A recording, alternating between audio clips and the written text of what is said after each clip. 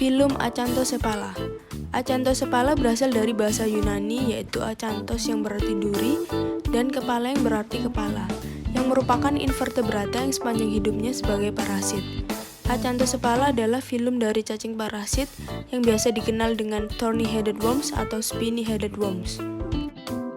Karakteristik dari Acanthosepala adalah yang pertama, kulit memiliki tegumen tipis untuk menutupi epidermis.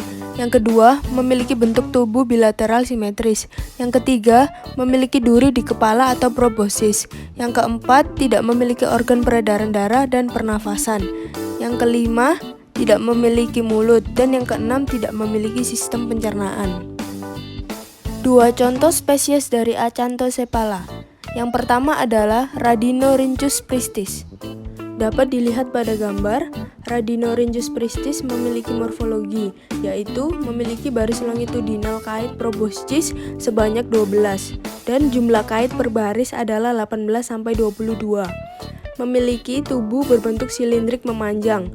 Pada individu jantan, berukuran panjang berkisar antara 8-13,5 mm, dan lebar antara 0,4-0,8 mm.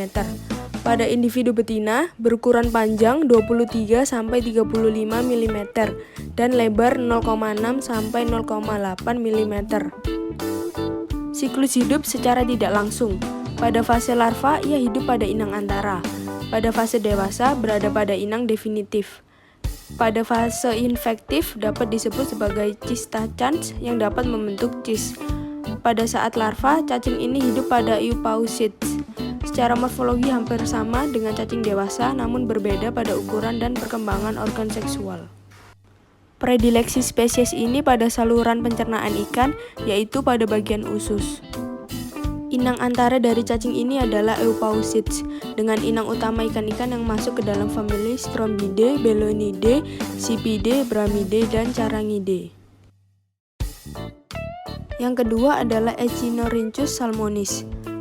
Morfologi memiliki baris longitudinal kait proboscis sebanyak 12. Jumlah kait per baris adalah 18-22. Radinorhynchus pristis memiliki tubuh berbentuk silindrik memanjang.